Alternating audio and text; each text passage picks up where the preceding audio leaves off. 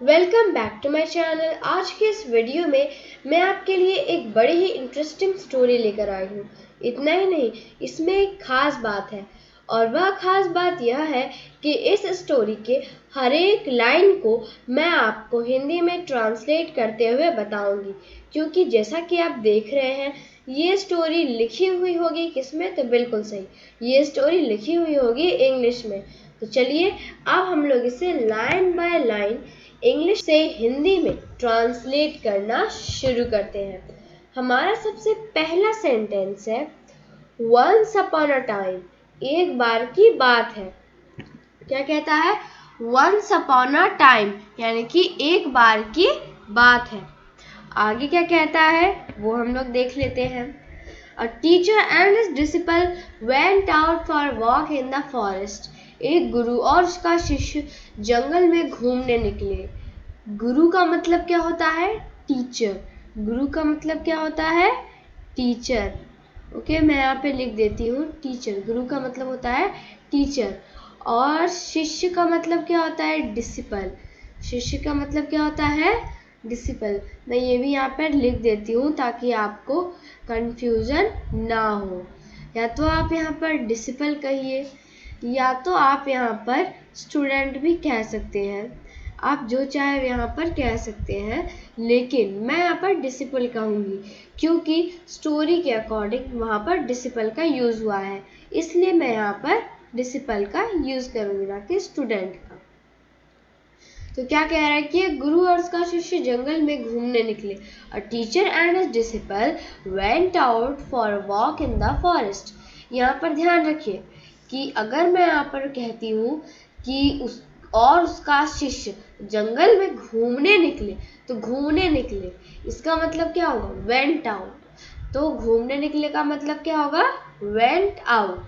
आगे क्या होता है? The teacher thought that today he will teach something new to the disciple.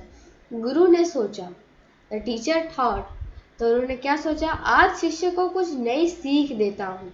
Today he will teach something new to the disciple, यानी कि आज शिष्य को कुछ नई सीख देता हूँ। सीख का यहाँ पर क्या मीनिंग निकल रहा है? न्यू। ओके, नई सीख। या तो यहाँ पर आप ऐसे भी कह सकते हैं कि लेसन, न्यू लेसन। ओके, अब यहाँ पर हम लोग न्यू लेसन समझते हैं, न्यू लेसन। लेकिन अब आप यहाँ पर सोच रहे होंगे कि यहाँ पर तो लेसन कहीं है ही नहीं, तो मैंने यहाँ पर लेसन का यूज़ क्यों किया है? तो नई सीख, नई सीख का मतलब न्यू लेसन होता है, लेकिन सिचुएशन के हिसाब से यहाँ पर ओनली न्यू को ही लिखा गया है, लेसन को नहीं लिखा गया है। तो गुरु ने सोचा आज शिष्य को कुछ नई सीख देता हूँ।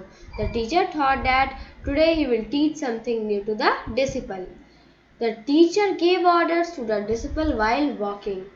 गुरु ने शिष्य को चलते चलते आदेश दिया। The teacher gave orders. तो गुरु ने शिष्य को चलते चलते आदेश दिया। Gave orders यानी कि आदेश दिया। कैसे? While walking, चलते चलते। While walking मतलब चलते चलते। अगर हम कहेंगे while jumping तो होगा कूदते कूदते। While swimming होगा तैरते तैरते। While drinking water यानी कि पानी पीते पीते। तो यहाँ पर आप जैसे चाहे इसे यूज कर सकते हैं। आगे क्या कहता है? The disciple uprooted that plant very easily. शिष्य ने बड़ी आसानी से उस पौधे को उखाड़ दिया। शिष्य का मतलब, जैसा कि मैंने आपको अभी बताया कि जो शिष्य है, शिष्य का मतलब होता है डिसिपल। शिष्य का मतलब क्या होता है? बिल्कुल सही, शिष्य का मतलब होता है डिसिपल। शिष्य का हो गया, शिष्य ने बड़ी आसानी से उस पौधे को उखाड़ दिया। पौधे का मतलब होता है प्लांट। पौधे का मतलब क्या होता है? प्लांट। ओके, उखाड़ दिया। उखाड़ दिया का मतलब क्या होगा? अपरूटेड। क्या होगा? अपरूटेड, बिल्कुल सही, अपरूटेड। ओके, तो चलिए अब हम लोग आगे देख लेते हैं। After walking some distance, the Guru asked the disciple to uproot a bigger plant than before. कुछ दूर चलने के बाद गुरु ने शिष्य से पहले से बड़े पौधे को उखाड़ने के लिए कहा। कुछ दूर चलने के बाद, आफ्टर वॉकिंग सम डिस्टेंस, यानी कि कुछ दूर चलने के बाद गुरु ने, यानी कि जो गुरु है, शिष्य से पहले से बड़े पेड़ को उखाड़ने के लिए कहा। आस्क्ड द डिसिपल, यानी कि शिष्य से कहा। आस्क्ड का मतलब अब यहाँ पर आप सोच रहे होंगे कि आस्क यानी कि होता है यहाँ पर कहना, तो कहना का यूज कहाँ है, या फिर यहाँ पर इसका मतलब होता है पूछना, तो पूछना यहाँ पर कहाँ है। तो मैं बता देती हूँ कि ये जो आस्क्ड है ना, लिख देती हूँ आस्क्ड, इसका मतलब यहाँ पर पूछना भी होता है सिचुएशन के हिसाब से। ऐसा नहीं है कि आप याद कर लीजिएगा आस्क का मतलब कहना भी होता है, पूछना भी होता है, नहीं, सिचुएशन के हिसाब से हम लोग यहाँ पर इसका यूज करते हैं। यानी कि जो शिष्य है उसने जब पौधे को उखाड़ने के बारे में जो गुरु ने जब उसे कहा, यानी कि जब जो गुरु है उसने शिष्य को पहले से बड़े पौधे को उखाड़ने के लिए कहा कुछ दूर चलने के बाद, तो इस पर शिष्य जो था उसने क्या किया देखते हैं। The disciple had a little difficulty but he approved it. शिष्य को थोड़ी सी मुश्किल हुई लेकिन उसने उखाड़ दिया। शिष्य को थोड़ी सी मुश्किल हुई, यानी कि the disciple had a little difficulty, शिष्य को थोड़ी सी मुश्किल हुई लेकिन but उसने उखाड़ दिया। but he approved it, उखाड़ दिया, जैसा कि मैंने आपको बताया था इसका मतलब अप्रूव होता है। लेकिन का मतलब क्या होता है, बट, लेकिन का मतलब क्या होता है, बट। और यहाँ पर थोड़ी सी मुश्किल हुई, मुश्किल का यहाँ पर क्या होता है, मुश्किल का मतलब होता है डिफिकल्टी, मुश्किल का मतलब क्या होता है, डिफिकल्टी। मैं यहाँ पर एक बार लिख देती हूँ, हालांकि यहाँ पर आप ऊपर से भी देख सकते हैं लेकिन फिर भी मैं एक बार अच्छे से लिख देती हूँ ताकि आप इसे नोट डाउन कर सकें और आपकी इंग्लिश दिन पर दिन और ज़्यादा बेहतर बनती जाए। और मैं आपको बताना चाहती हूँ कि अगर आपको मेरा वीडियो अच्छा लगा तो मुझे पूरा विश्वास है कि आप इसे लाइक ज़रूर करेंगे।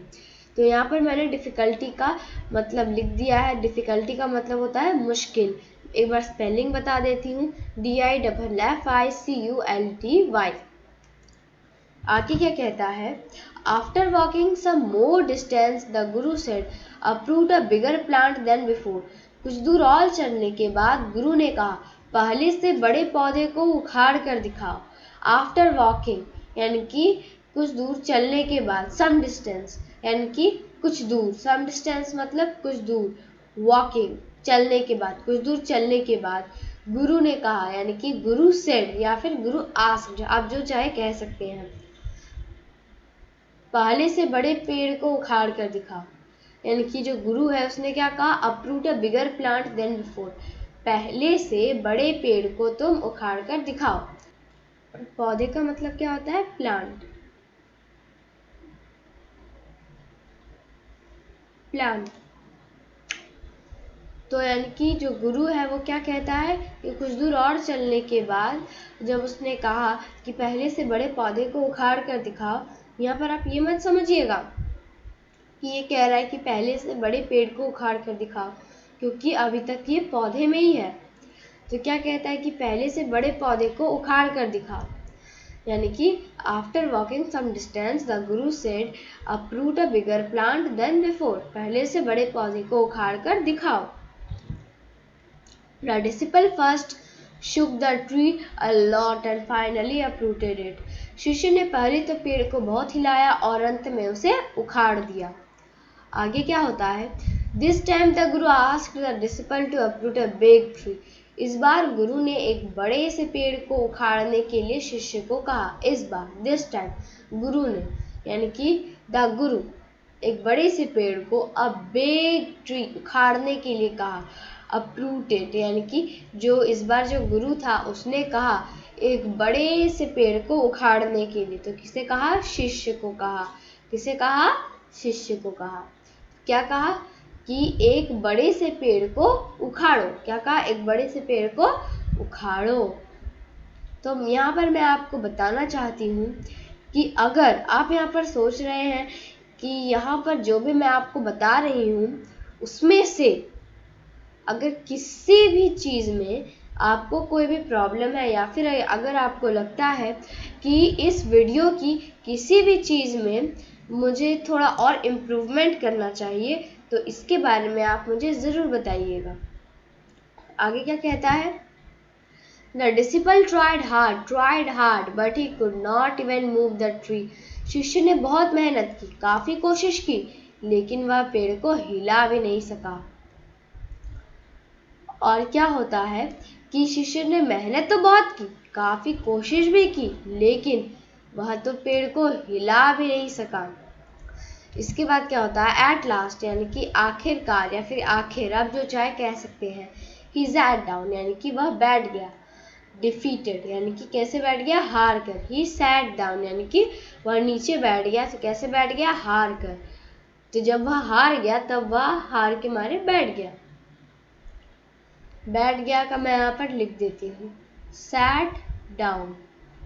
सैट डाउन मैं यहाँ पे दोबारा से लिख देती हूँ अगर आपको क्लियर नहीं हो रहा होगा। W और N, सैट डाउन यानी कि बैठ गया। आगे क्या कहता है? The disciple asked after being defeated, why were you making me do all this? शिष्य ने हार कर पूछा, आप यह सब मुझसे क्यों करवा रहे थे? ये क्वेश्चन है। तो क्या कहता है कि जो शिष्य है वह जब पूरा हार मान गया तब उसने पूछा कि आप मुझसे यह सब क्यों करवा रहे थे? इस पर क्या होता है कि then the Guru started saying, तब गुरु ने कहना या फिर कह सकते हैं तब उसके जो टीचर थे उन्होंने अपने स्टूडेंट से कहना शुरू किया। तो क्या कहना शुरू किया? आइए देख लेते हैं। It was easy to uproot the plant when it was young, यानी कि जब पौधा छोटा था तब उसकी जड़ों को उखाड़ना आसान था।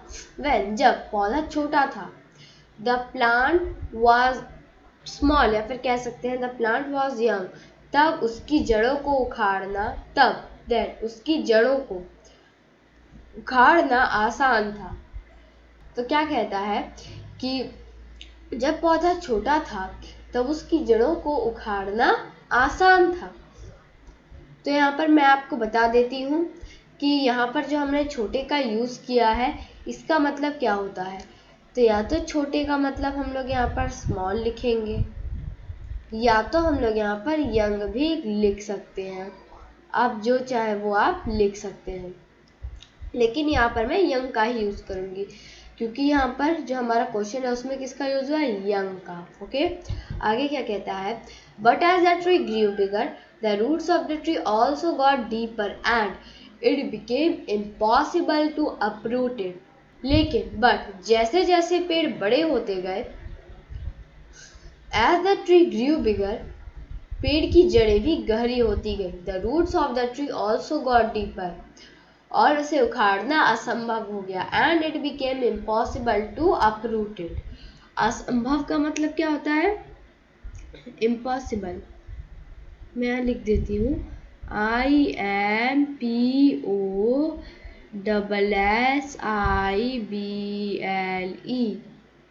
इम्पॉसिबल, यानी कि उसकी जड़ों जो है उसकी जड़ों को उखाड़ना बहुत ही ज़्यादा मुश्किल हो जाता है। सिमिलरली, ठीक इसी तरह, सिमिलरली का इतना दूर तक होगा। सिमिलरली मतलब ठीक इसी तरह।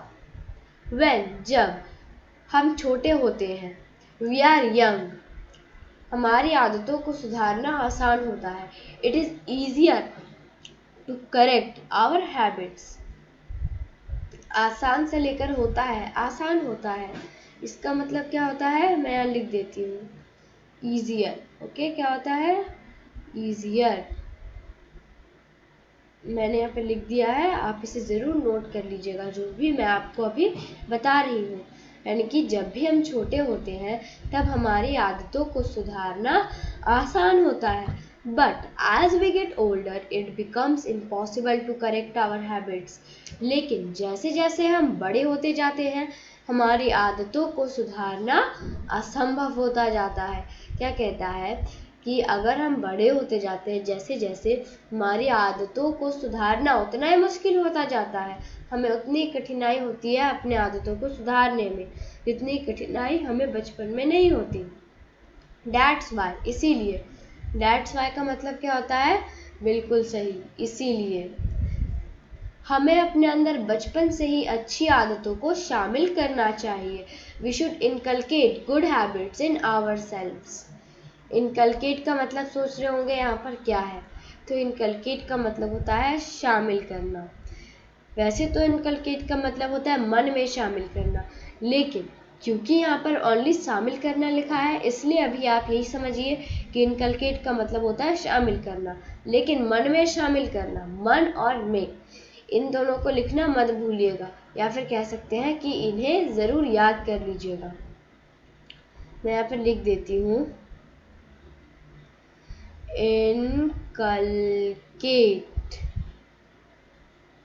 इनकलकेट, इनकलकेट का मतलब क्या होता है? बिल्कुल सही, इनकलकेट का मतलब होता है यहाँ पर शामिल करना। ओके, शामिल करना। ओके, शामिल करना। या फिर यहाँ पर आप लोग मन में भी लगा सकते हैं। अगर आप चाहें तो यहाँ पर आप मन और में एक्स्ट्रा भी लगा सकते हैं, क्योंकि यही हमारा परफेक्ट फॉर्म है। ओके, तो चलिए अब हम लोग आगे देख लेते हैं। Due to which good habits will continue to deepen after growing up and no one can change our good habits. जिससे बड़ी होने के बाद अच्छी आदतें गहरी होती रहेंगी और हमारी अच्छी आदतों को कोई बदल नहीं सकेगा। If you think this video is informative to you, so you can like my video, and to get more such videos, you can subscribe my channel. Thank you very much.